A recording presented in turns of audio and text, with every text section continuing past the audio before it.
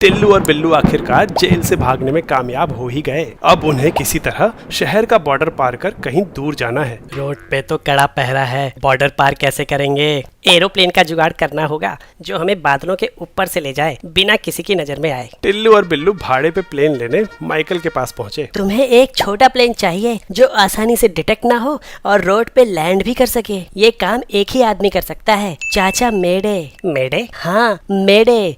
चाचा 3 बार on purpose emergency landing कर चुके हैं। टिल्लू और बिल्लू चाचा मेडे के पास पहुँचे, जिनके पास एक बहुत पुराना वर्ल्ड वॉर 2 का प्लेन था। चाचा ये उड़ेगा? उड़ेगी, धन्नो नाम है इसका। थोड़ी पुरानी है, कम्युनिकेशन और जीपीएस काम नहीं कर रहा, लेकिन हवा से बातें करती है। चाचा आप पहले तांगा चलाते थे क्या? तुम्हें कैसे पता चला? पुलिस के आदमी हो?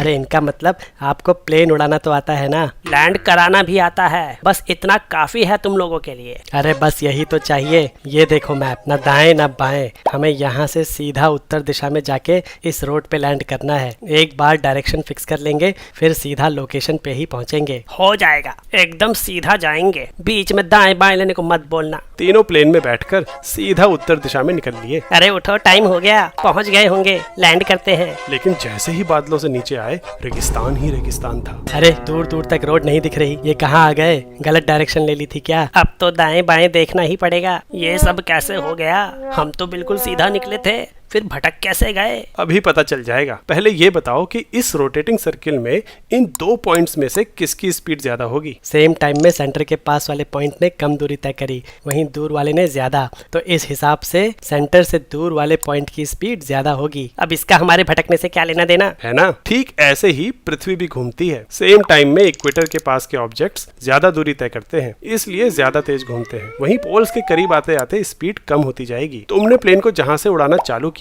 वो अर्थ के इक्वेटर के ज्यादा पास है, इसलिए धरती के साथ घूमने की वजह से ईस्ट डायरेक्शन में प्लेन के पास कुछ स्पीड थी। जैसे जैसे तुम नॉर्थ में जाते गए, तुम्हारे नीचे अर्थ की वेलोसिटी कम होने लगी। वहीं तुम्हारे पास अभी भी ईस्ट डायरेक्शन में पहले वाली ज्यादा वेलोसिटी थी। तो ईस्ट डायरेक्शन में तुम्हारी पृथ्वी के रिलेटिव एक वेलोसिटी थी, प्लेन की ईस्टवर्ड वेलोसिटी माइनस नीचे की जमीन की ईस्टवर्ड वेलोसिटी। और नॉर्थ की तरफ जाते जाते अर्थ की वेलोसिटी कम होने की वजह से ये रिजल्टेंट वेलोसिटी बढ़ती रहेगी। इसीलिए तुम्हारा प्लेन ईस्ट डायरेक्शन में आगे निकल गया और तुम अपनी लोकेशन से थोड़ा ईस्ट में पहुंच गए। अच्छा हुआ तुमने बता दिया। चाचा वेस्ट में प्लेन घुमा लो। ये लो पैराशूट, फ्यूल तो खत्म होने वाला है। जान तो बच गई, लेकिन फिर से पकड़े गए। थोड़ा फिजिक्स पढ़ लेनी चाहिए थी। वैसे तो हम अर्थ को एक इनर्शियल फ्रेम ऑफ रेफरेंस ही मानते हैं, लेकिन बहुत लंबे डिस्टेंसेस के लिए अर्थ भी एक नॉन इनर्शियल फ्रेम हो जाता है, क्योंकि अर्थ एक रोटेटिंग फ्रेम ऑफ रेफरेंस है और रोटेटिंग फ्रेम ऑफ रेफरेंस एक non inertial frame of reference होता है। इसको हम एक बहुत ही सिंपल मेरी गो राउंड के झूले से समझ सकते हैं। मान लो कि एक मेरी गो राउंड ऐसे गोल गोल घूम रहा है